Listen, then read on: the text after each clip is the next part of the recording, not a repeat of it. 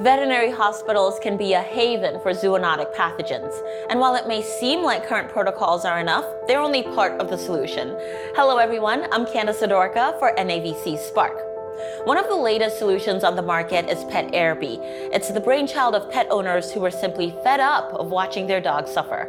Our family dog, Tasha, she suffered severely with environmental allergies. So year after year, we were taking her in. She was getting steroid shots, medicated shampoos, everything that we could think of to try to stop her spread of her disease or getting sicker. We tried to do that. But at the end of the day, no matter what we did, nothing was helping. I mean, anybody that's ever experienced an animal with PetAirapy is horrible. I mean, they're scratching their face, they're rubbing themselves raw, and she was bleeding. It was heartbreaking. So we started investigating what other people were doing in commercial grade as far as air cleaners, if you will. And so we started finding that hospitals and government facilities were utilizing an ultraviolet technology. So in addition to using commercial UV, we brought in a filtration system too, just regular allergen filters, if you will. And we noticed that within, I would say 8 weeks to 12 weeks, not only did my dog's allergy symptoms go away, mine went away, and so did my daughter's who had his asthma. And so from there, that's where PetAirapy was born. We manufacture ultraviolet germicidal irradiation, or UV, air and surface disinfection systems. We do this exclusively for the animal care industry. Annette used to own and run a travel agency, but she left that to start PetAirapy. This was an easy decision for her. The more she learned about how disease can spread in animal care facilities, how it affects animals as well as the humans who care for them, the more PetAirapy felt like a personal mission. At this point, this is something that I see as a need. We have animals and staff that are coming in each and every day, and they're infecting each other. If we don't get disease out, then we're going to have a problem keeping doors open. We've been doing some investigation, and we found that from an occupational health standpoint for veterinarians, 2.7 more claims were filed for veterinarians and their staff than was for medical professions in the human end and their staff. Animal professionals were having issues when it comes to respiratory illnesses as well as skin allergies. And by us being able to control the environment, not just for the animals but for the humans, we should be able to get a lot less disease transmission for both.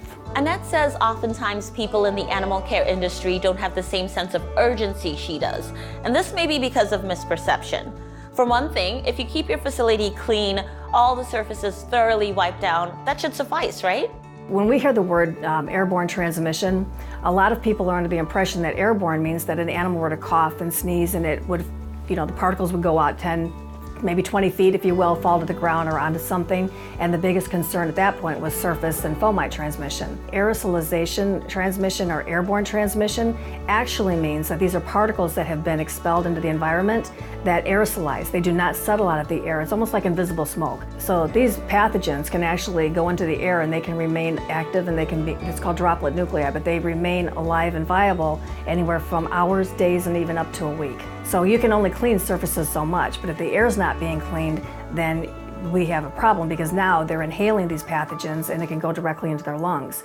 So for veterinarian offices and also pet boarding, anywhere animals are housed together, when we have our air cleaning system going, as the air is continually circulating, then it's cleaning the pathogens, and we know now that we can kill everything off within one air pass at a 99% kill rate. That 99% kill rate is based on extensive lab testing, but Annette says it was important to test it out in the real world.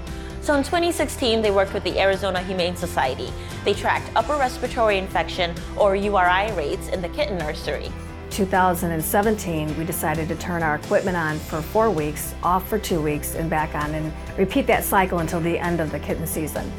And then we found that at the end of that season, that the reduction of URI went down to 63.2%.